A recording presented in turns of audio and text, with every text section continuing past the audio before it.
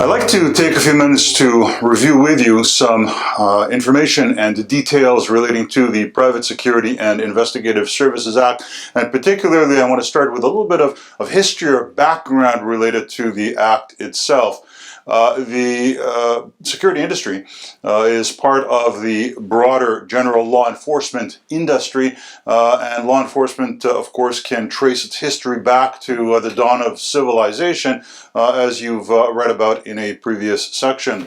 While we can trace the history of law enforcement back thousands upon thousands of years, it's interesting to note that in Ontario, legislation governing the private security industry is comparatively recent, and the first time in the province that we've had specific regulations or laws, rules governing the private security industry dates back to 1967. Now, that seems like a long time ago to most people, but from a historical context, 1967 was actually a very short time ago.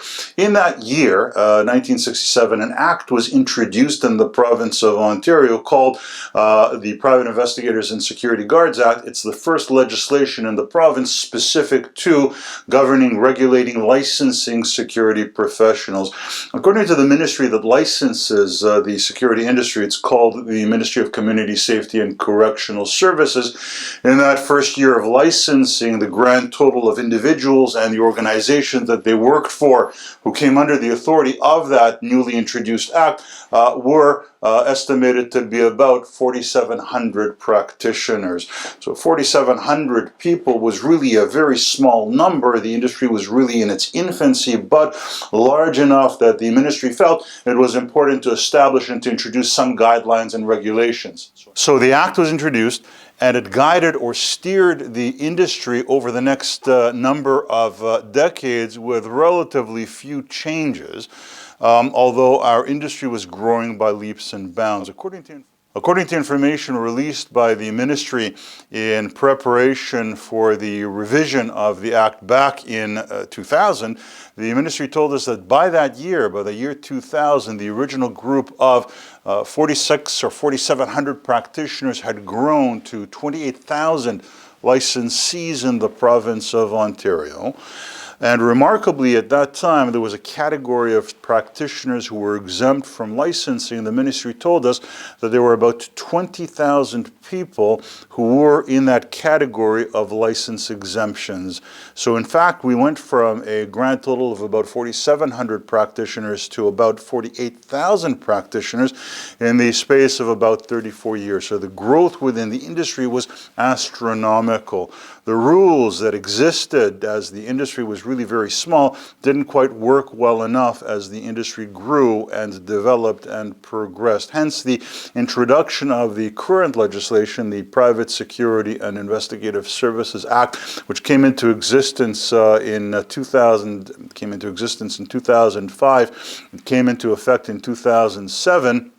The current act far more effectively regulates and guides the industry, and particularly as it applies to people getting into the industry, the manner or the method through which individuals become licensed as security professionals today. The process, quite simply, is far more efficient and far more effective. Specifically today, a security license is issued to an individual security guard. Under the old system, the license was issued to the guard under the authority of the organization for which he or she worked. Under those conditions, if a guard wanted to make a change between one employer and another, it really was quite cumbersome for him or for her to do so. Today, since we have what's referred to as a portable licensing system, a license is issued directly to the practitioner. With it, you can work for any related organization in the province. In order to allow for the current system of portable licensing, the ministry requires that every practitioner start off with basic training, which we're doing now, in order to understand and comprehend the basic competencies relevant to a security professional. After the initial training, Every practitioner is subjected to an examination established through the ministry. The training and the examination is something that you'll do once, assuming that you're successful in both. And licensing is something that will carry you forward throughout the future, and you will be required to renew your license every other year.